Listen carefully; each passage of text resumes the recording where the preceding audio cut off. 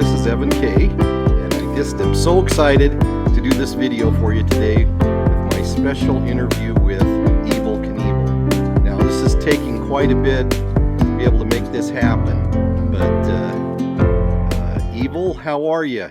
I'm glad to have you here with me today. I'm going to do an interview with you along with Johnny Carson, okay? And so if you'll bear with me, hopefully we can pull this off. And then I've got some different slides I'm going to show, and we'll talk back and forth about a few things. Does that sound okay? All right, let's start out with the interview with Johnny Carson, and then we'll ask you a couple questions. What was your name, Evel? Right. My real name is Robert Craig Knievel, and I was nicknamed Evel because I was such a good little boy, and I changed the I to an E. I do. Oh boy. Now, Evel, I've understood that you drink a lot. Is that true? Do you really drink a lot of alcohol? Drank a good stiff shot of the strongest 101 proof booze that I can find before I jump. Just one shot. But Now, I can understand that that's really something that you have to do to be able to get the nerve to do this, because you're doing such dangerous things, enough right? will sharpen you to a point, but too much is not good for you. And one reason that I have maybe survived and maybe got up and walked again when doctors said I never would. And Johnny, you jump in if you think you need to. Is because I have never indulged and, of course, never will in narcotics. I think that God made me to be a certain way, and that's the best way I can be, and I will never, ever indulge in narcotics. And I think that any kid in this country that thinks that he can get along I agree better totally with you on that. by putting narcotics into him, which would be like A.J. Foyt or Parnelli Jones putting nitro in an Indianapolis car, would find that he would run good for 1 or 2 laps and then explode, and that's what will happen to you. So no narcotics. That's exactly right. A little beer, a little alcohol, and I get along fine. When I get on the Harley Davidson. Well, tell us about it. You know, you're probably taking some of the most risks I've ever seen anyone take in life. You know, you're jumping over these things. I first got introduced to you when I was really young, and you were jumping the Caesars Fountain down in Las Vegas. But tell me a little bit about that event and some of the things that led up to that. That I ride, I have a helmet on. I have fresh air on my face, which keeps me more mentally alert than maybe a guy in a car. I have both hands and both feet on the controls at all times. There's nobody coming in the opposite direction that I'm going. And I fall in that age category where my reactions are quicker than some of the 70-year-old people that drive an automobile. And I would say, when you really look at statistics and all the jumps that I've made and the times that I have fallen off, that your chances of getting killed in an automobile by taking a trip to the shoe store are maybe just as great as my chances of being killed jumping a motorcycle over the 50 automobiles. It is dangerous. You get hit by someone. And life is a chance itself. I figure that God put me here to be the best, to live the best, and to do the best that I could. Where there is little risk, there is no reward. Well, you definitely have taken some risks. I never had much of an education, so I take the risk for the reward, and I'm happy for it. Fall off. Yes, there you go. Well, Evel, I'm going to have Johnny kind of help me out here as we talk about your attempt of the jump there at Caesar's Palace.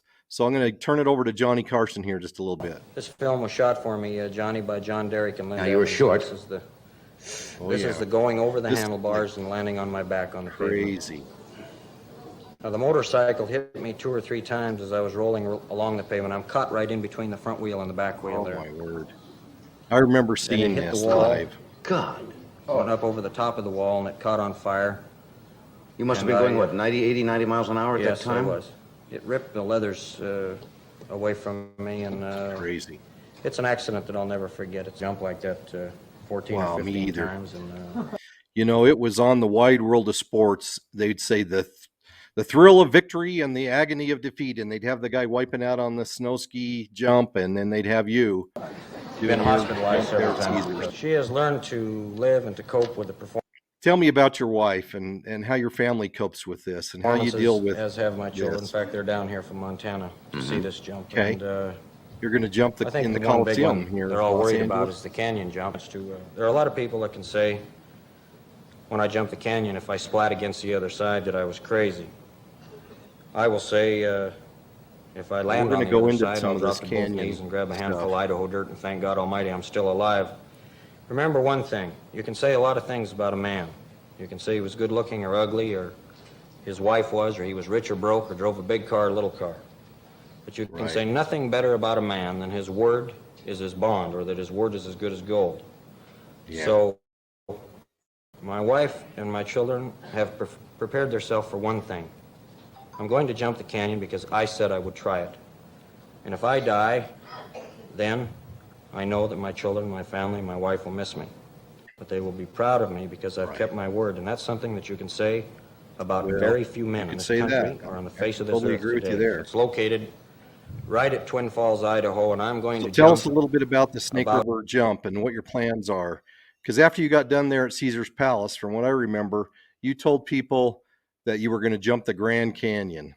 Well, they weren't going to let you do that, so you settled in on the Snake River. Tell me a little bit about it. a mile over the canyon, right over Shoshone Falls, which is higher than Niagara Falls and the most beautiful spot in the country out there that you've ever seen. Invested in fur coats and diamonds, you might say, because I don't have insurance, but I have put away for my children, for my wife. One thing that I really like to get into it with is a guy who says, why don't you save and put away things? I had a banker one time, he said, why don't you save your money, store your Maserati in a garage, buy your wife and children a new home, take care of yourself. Yeah. If I get killed in the Los Angeles Memorial Coliseum on Sunday, the first thing he'd try and do, he'd want to drive my Maserati, he'd want to move in with my wife, he'd kick my kids in the fanny, he'd run my little dog over the hill, he'd live in my house. I'm risking my life for it. I'm going to spend every damn dime of it, and I hope I blow it off. There you go. Can you pick us up over here? Okay, Evel, I'm going to have you and Johnny kind of go through and show us the Sky Cycle. Now, this is a replica. It's not the original one. This is Sky 1, and the one you used is Sky 2, so it's real similar to this by the time you do the jump. But go through and explain to us a little bit about the cycle, and Johnny, take it away. Here? Is this the unit you're going to try to... This is the machine that I will attempt to jump the Snake River Canyon with. I have two of these. This will run 350 miles an hour. Why do you have two? If you don't make it, you're not going to need it. Well, you don't go to Indianapolis for the with event one is race X2. car, and I'm not going to go to the canyon with one machine. This machine is powered by steam. Steam is the most reliable source of power we have in the world. Our first trains ran on steam, and I use tum water in this, which comes from an artesian well up near Olympia, Washington. It's the cleanest, coldest, purest water on the This is face full of the earth. beer. Was your sponsor. Tum water. That's crazy. It's a beautiful machine, and this is what it looks like actually without the streamliner shell on it. That's what the steam jet looks like inside. In other words, it's like a ramjet engine. And it'll go from 0 to 350 miles an hour from a dead stop in 8 seconds flat, up and across the canyon. And I'll use a parachute to get off with. Wow. Well, Evel, we appreciate you taking the time out of your busy schedule to be here with us, and I appreciate you for who you are. And with the miracle of technology, I'm glad that we were able to meet this way and talk. Let me just go through a couple of the slides that I put together here that kind of talk about things. When I was a kid in Twin Falls, right after you did the jump at Caesar's Palace in about 1968, I was 10 years old. And that's when you started focusing on Twin Falls to come and do your jump at the Snake River Canyon. And so we would see this truck and trailer pull up to the Holiday Inn along Blue Lakes Boulevard, and we would scramble down there on our bikes, and we would walk around at the hotel back by the pool and everything, trying to catch a glimpse of you. It was so exciting. You were such a hero for all of us. And this is just one of the posters that I remember that was so prevalent during our time. It was, some person's rendition of what the Sky Cycle was going to be about, and the jump and courage and everything that it was going to take to do that. And now this is an actual photo that was taken of the actual ramp with this Sky Cycle, the one that you had there with Johnny Carson. And we're going to show a clip. I've got a video here from Wide World of Sports that we want to just kind of watch a little bit and go over. And then I've got another one that's just from the documentary that you made, Evel, where you kind of tell your side of the whole story and everything on it. And so let me just, here's a close-up of the X2, which actually is in the museum, the Evel Knievel Museum, which is in the Midwest. And, it's got the scrapes and things from hitting the canyon wall, too. Now, this is an actual picture of the jump site over here on the left-hand side. It shows the launch. And the plan was to launch up at the angle that the ramp was on and come over and then parachute down to the other side. Well, me and my brothers and sisters and friends, we were over on this other side standing there ready to waiting for you to land there. Well, Evel, from what I could see, there was no preparation at all on the other side. There was nobody there to pick you up or anything, and it was like it was planned. I don't know what to say, but as I look at it, at this jump, when you actually did the launch and the parachute came out, and then you did make it all the way over.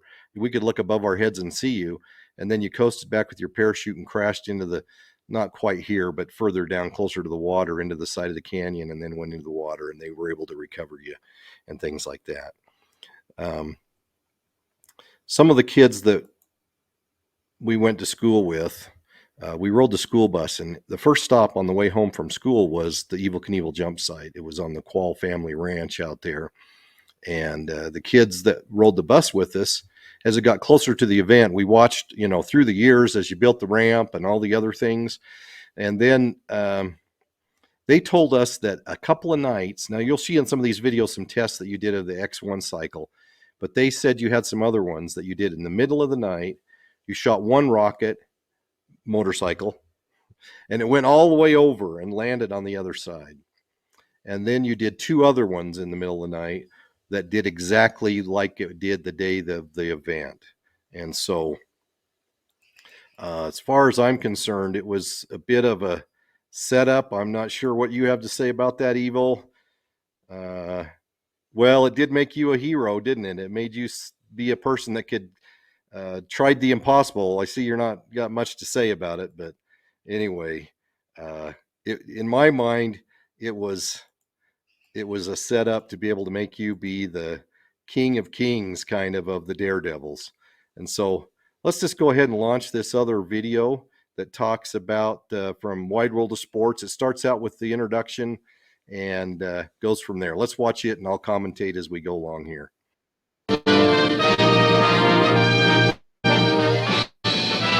Spanning the globe to bring you the constant variety of sport, the thrill of victory, and the agony of defeat.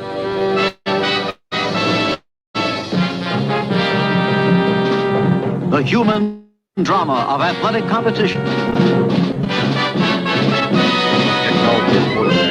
This is ABC's Wide World of Sports. Some say it was this jump that first cemented Evel Knievel's place in sports history. His crash landing at Caesar's Palace is one of the most vivid slow-motion portraits of pain ever captured on film. I went to Idaho. Definitely. And I bought a piece of the Snake River Canyon. It's my canyon. Well, that's an exaggeration. They cannot take. You didn't end up buying the land. You did lease the land, but you didn't buy it. And you're being the showman that you are. Get away from me, and the only way they're going to stop me from jumping is with an anti-aircraft gun. They're going to have to shoot me out of the air. Oh boy. September the 8th. I'm going to go like hell, and I'm going to get across that thing faster and further than you've ever seen me. It was amazing. After his Canadian success, Evel could now step up the full-scale Snake River hype. The people were starting to wonder, hey, who is this guy anyway? We hit the cover of Sports Illustrated just 6 days before the canyon jump. But ABC's space program reporter, Jules Bergman, wanted more information. Here's Jules asking, who is Evel Knievel, and why is he about to climb into a steam-powered skyrocket in Twin Falls, Idaho? Oh yeah, this is the 60s, late 60s, early 70s. There you go. Is it just a form of summer madness, or is Evel Knievel a reflection of our times, a backlash against weary frustrations and hidebound convention? Or, on the other hand, could Evel Knievel just possibly be for real, the last of the true originals, struggling against nearly impossible odds and outrageously insane risks to accomplish what no one else would dare attempt? Another possibility is Evel Knievel a con man supreme, out to pull one of the all-time stunts, pocketing a cool $1 million or more in the bank, then walking off into the Montana sunset, laughing his head off. September 8th is the firmly committed date, the long-awaited Snake River Canyon jump. Evel Knievel will be either a national hero or a dead screwball. There is no in-between. Will he or won't he jump the canyon? So on September the 9th, if you're somewhere, anywhere in this country, in a crowd or wherever, someone says to you, tell us about it. That guy should have never jumped that canyon. You know if he did, that he would lose his life, and he was crazy. Do me a favor. Tell him that you saw me here, There's a lot of people. and that regardless of what I was, that you knew me, and that I kept my word. We're back at the Snake River Canyon launch site. It's T-minus 25 hours for Evel Knievel's one-man. So let me just give you a bit of an update here. The Wide World of Sports couldn't show the video of the streaming of the event live because Evel Knievel and his promoters had paid money to go to movie theaters like you would do like George Foreman or Muhammad Ali boxing events. And so all across the country, there were movie theaters where people filled the theaters to watch this event. And in Twin Falls, there was 30,000 people that came to watch this. And up and down our street, which was the main road to get there, we would sit out in the front yard and just watch all the cars coming by and the motorcycle gangs and the hippies and all the people that were going to the canyon. It was just incredible how much traffic there was. There was motorcycle races that day and all kinds of things going on. And so the Wide World of Sports had permission to show it a week later. And so they paid a royalty and was able to show the event a week later. Well, one of my good friends, Boyd, worked at Swenson's Market, and I went to work there this same year, about 1974. But I wasn't working for him when they had a booth down at the jump site. And so I talked to Boyd about that, and he told me that it was just pandemonium down there. There wasn't enough law enforcement, and at night their booth got broken into, and beer and pop and snacks got stolen and other things. And by the time it was over, a lot of the promoters and the vendors thought it really wasn't worth it. And so here's the Wide World of Sports view on the jump. Canyon flight in this vehicle, the X2, which must fly across this 600-foot deep canyon, a third of a mile wide, or Evel may not survive at all. It's spectacular terrain and a spectacularly gutty mission. 30,000 fans had arrived on the scene and turned it into a Woodstock-style party. The local police, alarmed at the loose party atmosphere, called in reinforcements. The officers watched over the crowd with shotguns poised on hips. Meanwhile, just let me add a point at that. Shoshone Falls was just upstream from the jump site, and my dad had his property just on the east of there. It was called the Canyon Club, and so we went down there prior to the event to see what was going on. You could kind of come to the same place as the top of the canyon, top of the waterfall from each side, either the south side or the north side, and we'd be on the north side. And so my dad and my Uncle Dean got down there with their binoculars because they had heard that the hippies were all skinny dipping there at the lakes up above the canyon. And of course, he wouldn't let us young guys have a gander at that. But that's what the story was, is the hippies took over. They broke up the picnic tables and burned them for firewood and all kinds of different things. So like they said here, it was total pandemonium in the area. Evel Knievel had suffered a sleepless night. He was coming to grips with his probable death. that was about to be seen on pay-per-view and a week later on Wide World of Sports. He even purchased a family plot in a cemetery right before the Snake River jump. Who better to do the play-by-play of Evel's monumental Snake River jump than David Frost? He was joined by ABC's Jules Bergman and astronaut James Lovell, the commander of the famous Apollo 13 mission. Let's get to it now, the moment everyone had been waiting for. Evel Knievel's September 8th, 1974 attempt to clear the Snake River Canyon in Twin Falls, Idaho in a steam-powered sky cycle. Well, here we are with the great man sitting right here beside me. And as Jim Lovell was saying just now, Evel, you never normally get a chance to talk to an astronaut just before blast-off. And can I ask the question, therefore, to you as an astronaut that millions are asking at this moment? What do you think your chances are? I think my chances right now are 90% go. Can you just hear the fear in his I've got a voice? team behind me with Mr. Truax and all the boys that are 100%, and I think we'll do it. I wish the wind wasn't blowing so hard, but I think we'll do it. You think you'll both not only come back here for our second conversation in the afternoon, you think you'll do it without mishap, or you mean you think you'll come through whatever happens? Well, I hope so. That's the only feeling I have. Are you afraid at this moment? I think that a man was put here on Earth to live, not just to exist. Falls. Not a very good view of and it. Today is the proudest day of my life. I am living a dream that they thought could never be done, but it'll be done. Happy landings, Evel. Yeah, you got to hand it to him. I'll be back. I'll see you in a few minutes. Here we were on the other side of the canyon, it's more like half a mile. He'll be back. It's a mile, but it's only half a mile. Evel Knievel. He'll be back.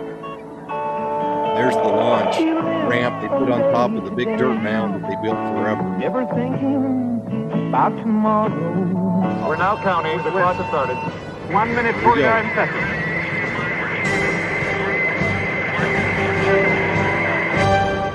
Great moment now. Happy landing, Evel. 5, 4, 3, 2, 1.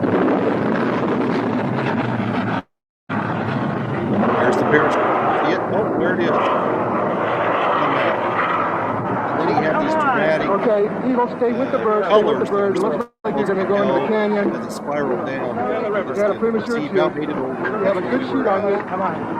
Stay with the vehicle. Stay with the vehicle. Put your visor up if you can. People had no idea. On the other side of the canyon. That's it now. There she goes. On the other side of the canyon, it was total pandemonium. People were trying to get to the edge. You can see here in this photo here that someone took that the dust, we could just see a big dust cloud over there. And we heard that the chain link fence that they had pushed up, people started getting pressed again to the point that it was going to push people over the edge of the canyon. And so the police officers had to about shoot their guns in the air to stop the crowd so that they wouldn't push people over the edge. And anyway, it was total chaos. River the canyon is going to crash, obviously, into the river. It is okay, though. She's coming down about 17 feet per second. Slowly going down. Just cleared the rocks, thank God. It looks like he is in the water. Robert Craig Knievel appears to have landed in the Snake River. What does it look like, Bob? And I'm going to have my friend do an interview of him here. Like we feared. Yeah. Oh, come Where it on. look like he's down You in the guys water? planned it the No, whole I'm time. afraid he's down in the rocks on this side, but I can't see. In the water. In the water. In the water. Sure. Up to the frogman now. Robert Craig Knievel did not clear the 1,600-foot That's his Snake tech River guy, Canyon. but I think that he's... He has landed see how he in won't the look at Snake the camera? River. Jim, it appeared to me as if he made no attempt to try to get out of the vehicle, wasn't it? Because he was not up high enough? No, he was stuck Well, inside. there'd be no attempt to try to get out of the vehicle that time, Len. It's best to stay in it and let the main chute recover you, which he did do. The family, and we're racing around to them now, is hysterical and then shocked, crying. They think Evel may be dead or maybe drowning in the river. They went through this all the time and all his jump. Evel Knievel is standing in the boat and waving. He is alive and well. Didn't make it. Good shape.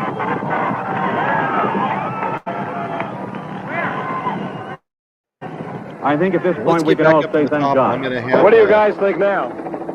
I think he's a very, very brave man. I think he's a hell of a man. To Mammy's word, he did it. I can't believe he did it, but he did it. Took a lot of guts? Took more than enough guts. Would you have done it? No way. No, not even for $6 million? Not even for $6 million. Less than 20 minutes after blasting off, Evel Knievel is back at his launch pad now in a cloud of dust. Premature parachute deployment. He couldn't hold the chute, but he landed safely in the water. He's walking on his own. Looks like he has a bloody nose. He's bleeding from the eyes a little bit.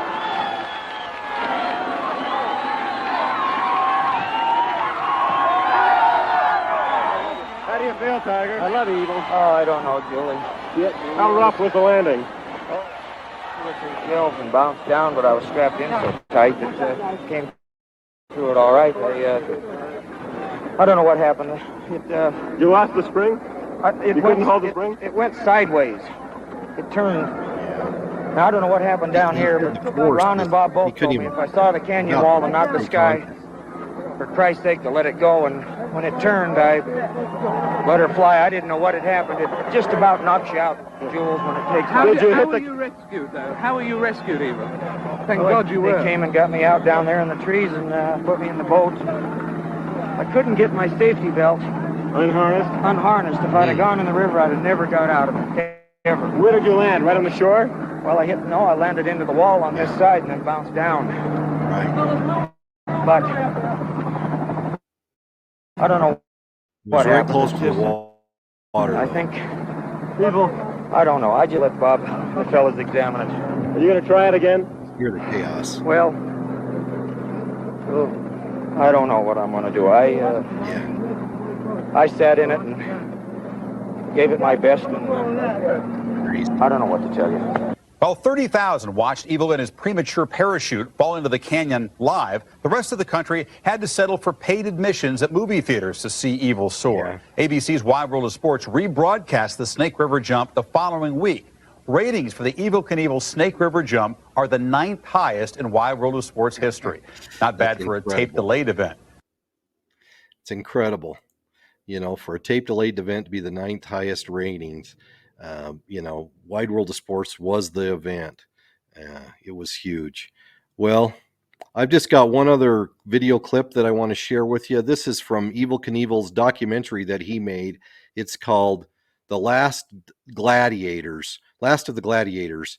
And it's him telling his story. So let me turn it on and let you watch part of it. I kind of edited it. 5 years ago, when I got a call from his agent in California. He's the president of the Chamber of Commerce. The Qualls family there. At that time, Evel was considering jumping the Grand Canyon and couldn't make connections with this the is government. on Shoshone Boulevard. This is off of Falls Avenue East. The property out here, and now is planning to jump the Snake River Canyon. The Snake River Canyon jump, was something I worked at for 7 years to do.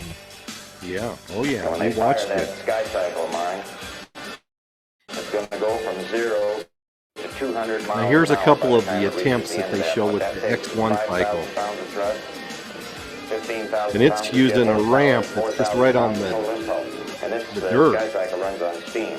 It's a steam They totally powered vehicle. changed by the time We they heat did water the and a heater, 700 actual degrees, and then let the water from the heater into the sky cycle. They do the countdown and let the thing go. And the man who has designed the vehicle for me is a fellow named Bob Truax. Bob Truax was one of the pioneer engineers with NASA, and he also was one of the pioneers of the Polaris program. There were a lot of people that thought that it was a crazy stunt, that it could never be done, and it was just for publicity. Well, I want to tell you something. When it's all over, I'll be one guy that'll come back across the other side and say, I told you so, because I am going to jump it.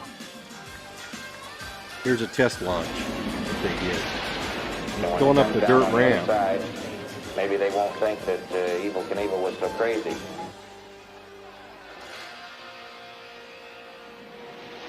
This launch obviously was not destined to make it over the canyon.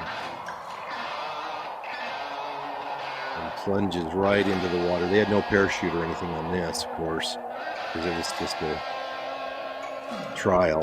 They had so many years of trials that they did. We had 2 test firings down there. That he had 2 prototype sky cycles, and I was there on both tests.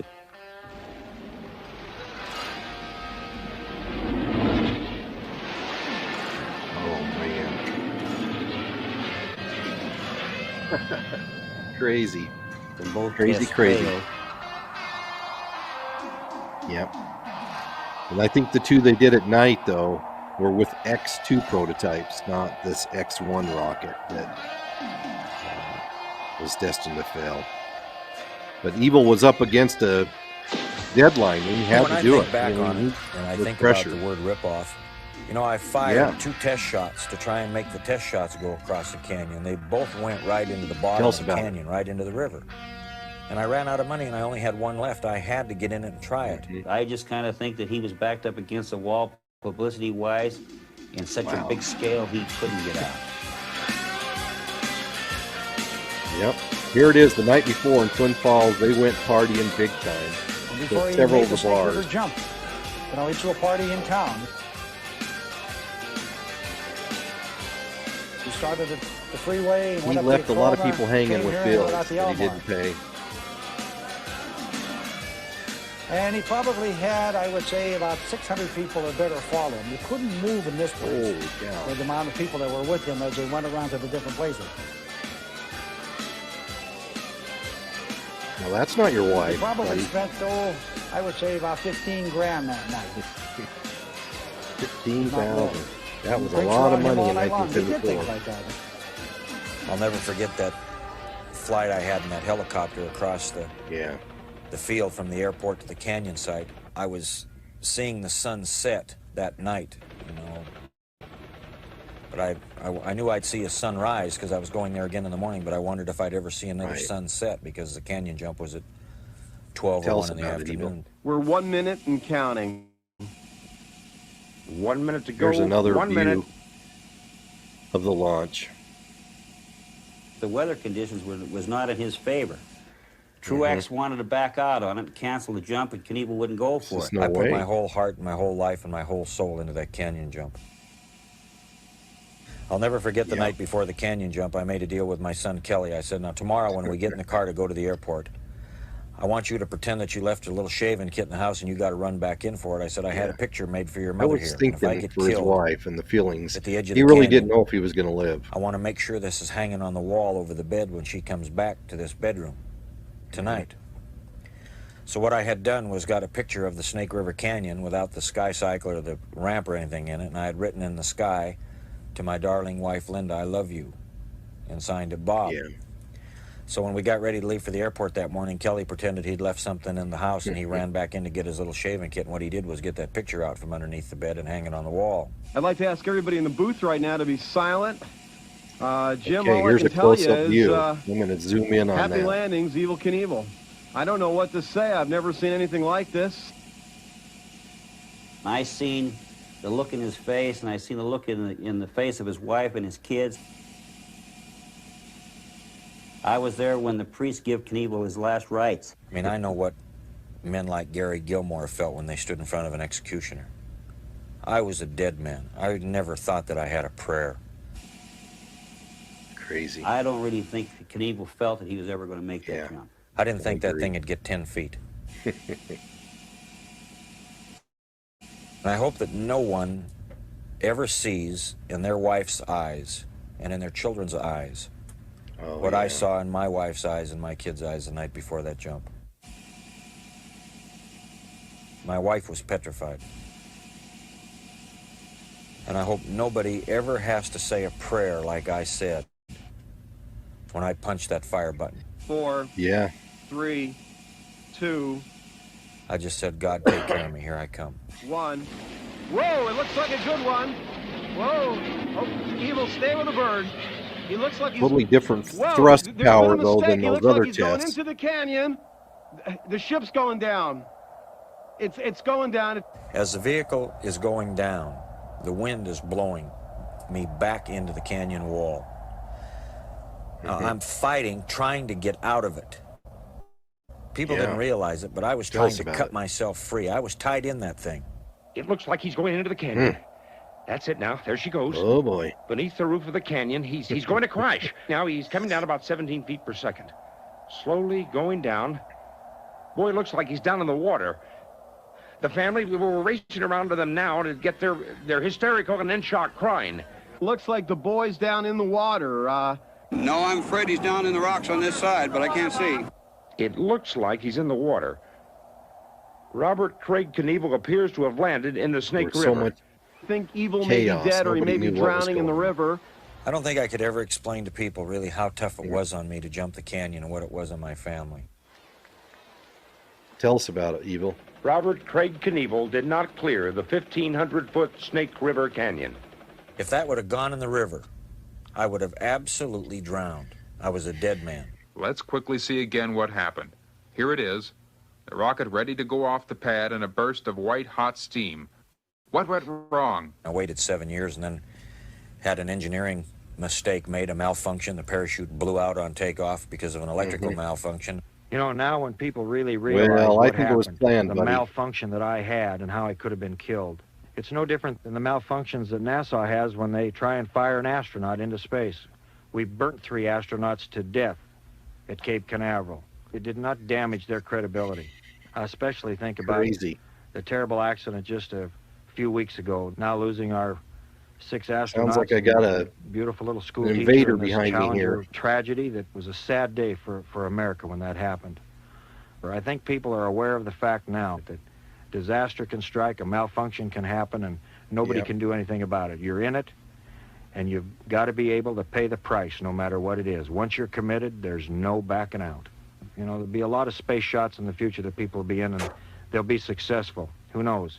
Maybe someday somebody will even jump the Snake River Canyon. It'll be successful. Evel Knievel now appears to be standing and somebody in the boat and did. waiting. They came back years later and did jump it with a similar rocket. How I ever made it, how I ever lived is just a miracle. Twin Falls, Idaho, they have a monument by the bridge. And I've got It's a dedication to the jump, and as far as I'm concerned, it's one of the greatest compliments that was ever paid me. As far as I'm concerned, if I'd have made it across the canyon, everybody would have said, well, it's easy, I could have done it. If I'd have died, they'd have said, well, the Daredevil died. Well, there you go. Evel Knievel, that was his grand finale. But excuse me, I didn't. I'm still alive.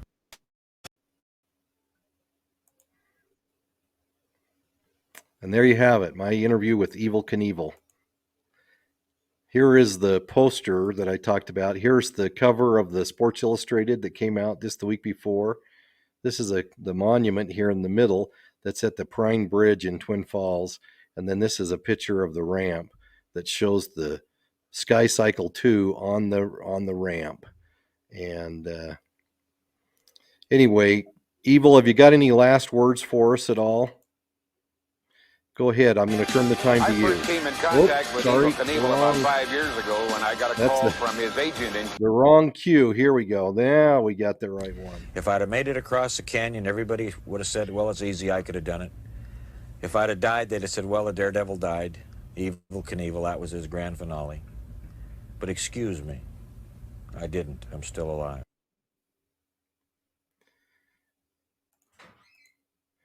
Thank you for joining with me today. I appreciate you all being with me, and I look forward to another video in the future with another one of our guests. Hopefully it will go a little bit better technology-wise than this one.